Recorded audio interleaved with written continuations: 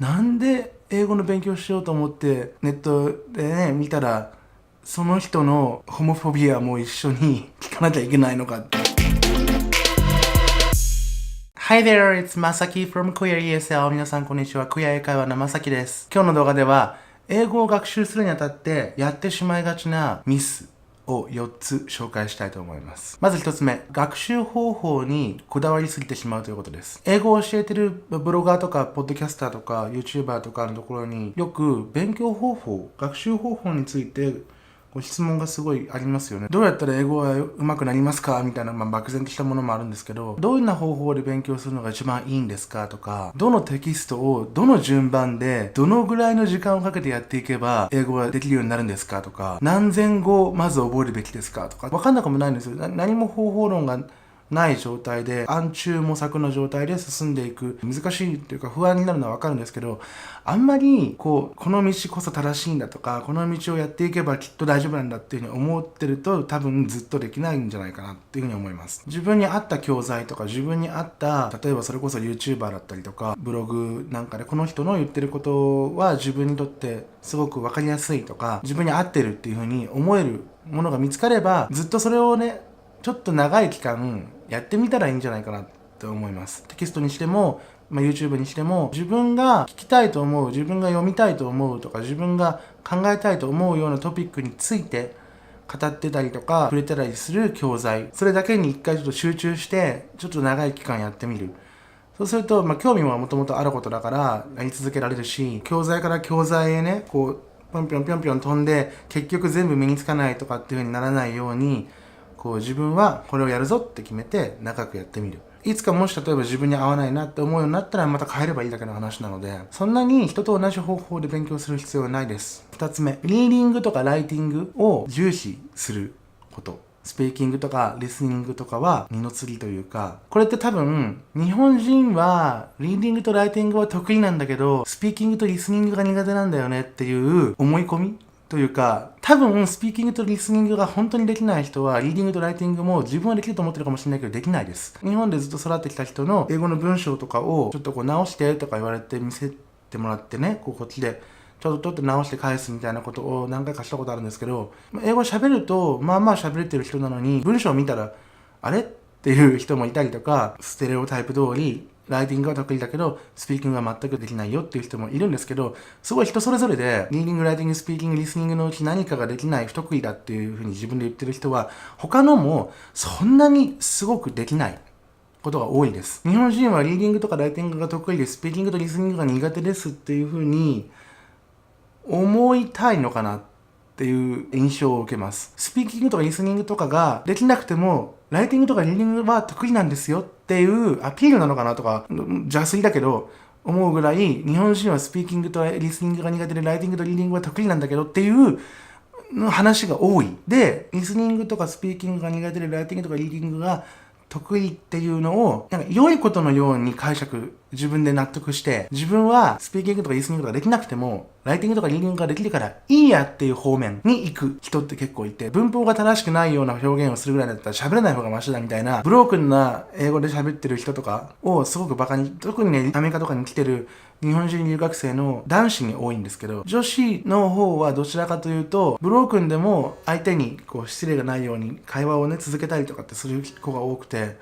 だけど男子の場合はどちらかというとそういう風にブロークンに変な英語だけども頑張って喋ってる女子たちをバカにするようなタイプの人が一定の割合いるような印象を私は感じてます。でもリーディング、ライティング、スピーキング、リスニングっても全部関係してることなので、一つをすごく伸ばせば大体他の3つも伸びたりするんですよ。何かこれは諦めていいとか、これはこっちよりもこっちができる方が立派だとか、そういう話ではないので、それは大きなミスなんじゃないかなと思います。じゃあよくありがちなミス3つ目、今のやつの逆です。喋れればいいんだ、読み書きなんてどうでもいい、文法なんてどうだっていいんだ、喋れればもう気持ちだけ伝わればいいんだっていう人の喋る英語は多分気持ちがあんまり伝わってないと思います。ジェスチャーとかね、表情とか大事なものいっぱいあるので、それをすごく表現豊かにやるっていうのはもちろんいいことです。一理あるとは思います。でもそうやって読み書きの部分っていうのをバカにしたりとか、中学校、高校でやった英語、日本人がやった英語なんて全く無駄だよなとか、あんな表現使わないでしょネイティブは。とかっていうことを聞かれることがたまにあるんですけど、大概使ってます。たまにちょっと古臭い表現とかもあったりするけど、でもそれも通じるし、学校で中高で日本人がやった、日本人というか日本の学校でね、日本の学校に通った子が勉強した内容の英語はすごく役に立ちますよ。だからバランスよく勉強するのが大事なんじゃないかと思います。だからネイティブはこんな風に言わないよねとか、ネイティブはどの頃だ、ネイティブはこう、ネイティブがこういうとか、ネイティブはネイティブ崇拝みたいなのをちょっと感じる時があって、自分がせっかく、中高とかでやった人はね、あと英会話学校に通いましたとか、でも意味がなかったですとか、意味がなかったわけないんですよ。だってその場にいて、その場で英語に触れたりとかしたんだから。だからそれを捨ててしまわないで、その記憶を活用して、さらに自分のその全体的な総合的な、力っていうのを伸ばしていく方が、英語の上達にはすごくいいと思うので、バランスよく。じゃあ4つ目、よくありがちな英語学習者のミス。これ一番私が今日話したかったことなんですけど、世界中どの場所に行っても、多分その文化というものと言語っていうのはすごく結びついてて、考え方とか、生活のあり方とか、それこそ天候なあり方とか、いろんなその地形のどうのこうのとか、いろんな条件によって、言語が例えばこういう言葉がここの地域にはあるけど、こっちにはない。どうやってこれはこっちの人に説明したらいいんだろうとかっていう問題がありますよね。それぞれのその条件によって言語がこう育っていって変わっていくわけですから。と同時に、その言語が次の世代に継承されていく中で、その言語が考え方とか生活のあり方とか、ライフスタイルだったり、食べ物の習慣とかいろんなものを言語がむしろ影響を及ぼすことっていうのもあります。そのループですよね。文化と言語っていうのは。で、世界中には差別がいろいろありますよね。ほとんどの地域であるでしょう。私は全部見たわけじゃないからわかんないけど。ということは、文化の中にも差別があるわけです。ということは、言語の中にも差別が組み込まれているわけです。で、組み込まれている言語を喋り続けることによって、それがさらに文化にも影響を与えるから、文化がどんどん差別的になっていったりとか、差別的な状況が維持されたりとか、逆に言語を使うことを繰り返していくことで、文化の中の差別を少しずつ変えていって良くしていったり、解消していくような方向に行ったりとか、ループの中でもダイナミックに動くわけですよ。いい方向に行くか悪い方向に行くか維持するか分かんないですけど。そうやって考えると、私たちが言語を学ぶということは、他の文化もある程度学んでしまうのは避けられないことですよね。もちろんその中には差別的なものも入ってるわけです。例えばこの間、英語をネットで教えてる人が、dumb it down。バカにも分かるように言うみたいな表現なんですけど、これを便利な言葉だって紹介してて、どっかにでも注意して使ってみたいなことが出てくるかなと思ったら全然最後まで出てこなくてでも dumb ってあんまりいい言葉じゃないんですよ。もともと音声を発することができないっていう意味なんですよ。そういうことをバカにするような言葉。日本語でも目が見えないことをめくらと言ったり、耳が聞こえないことをツンボって言ったりとかっていう言葉がありますよね。ああいう言葉の類なんです。dumb って。でもその dumb がバカっていう意味で使われることがすごく多いんです。確かにネイティブスピーカーが使っている表現ではあります。でも、だからといって、その差別的な要素まで真似して自分はネイティブが使っている言葉を喋れてるって思ったとしたら、それはいいことなのかしら。ちょっとそうは私は思えないんですよ。他にも例えば違う人なんですけど、この間見たのは最近の言葉を紹介するコーナーみたいなのがあって、bromance って言葉。bromance。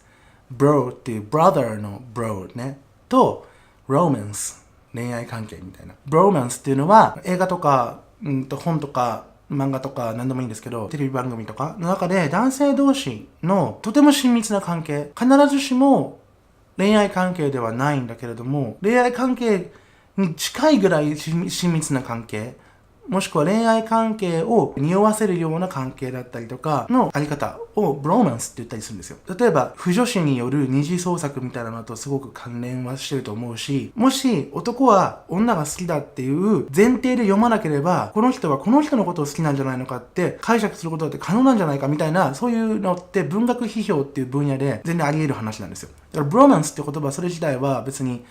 男性同性愛者のことを差別しようとかいう意図はないんです。その言葉を使う人のほとんどはね。だけど日本語でそのブロマンスって言葉の意味を紹介している人がすごい言い方をして説明してて、その人によるとブロマンスは周りから見るとちょっと気持ち悪いと思うほどの男同士の友情なんだそうです。何それなんで英語の勉強しようと思ってネットでね見たらその人のホモフォビアも一緒に聞かなきゃいけないのか。例えば全英語先生がそういうことを当然のように言ってたら嫌だよね。当事者ももちろん嫌だろうし、大親友がレズビアンですとか、娘が MTF トランスジェンダーですとかって、まあいろんなパターンがあるわけで、ガチの当事者じゃなくてもそんな分野にしちゃいけないでしょ、英語学習を。もう一つ例を出すと、よく You guys って言うじゃないですか。Hey guys とか Why don't you guys come over here? みんなちょっとこっち来てよみたいな。全員男でも男女混ざってるグループに対しても使うよっていう話をしてて、確かにそうなんですよ。下手したら全員女性の時でも結構言ったりする場合によってはね、あるので、確かにね、そうなの。確かにそうなんだけど、でも英語圏でもそれってどうなのっていう議論があるわけです。例えばIT 関係で男性が中心の職場なんかでいつもガイズって言われてたらば、なんかそこで働く女性からしたらもちろん自分のことも含めて言ってるんだろうよと。そこにいる女性社員を排除するような意図はないんだろうけど、でもなんかねっていうそういうのを感じる人ってのはやっぱりいて、そういう人たちの声っていうのが少しずつ上がってきてて、ガイズをあまり使わないようにしようと思ってる人も英語圏の中にはいるわけです。だけどこれがネイティブの感覚だよみたいな感じで、日本語話者向けに英語の勉強を教える人間がネイティブがこうにネイティブがこうで、そのさっきのネイティブ崇拝みたいなものに乗っかって英語を教えることによって、ネイティブスピーカーが話す英語の構造の中に含まれている差別的な部分というものも英語を勉強してる人に向けて、こういうもんだよって教えて、それをそうなんだっつってネイティブ崇拝の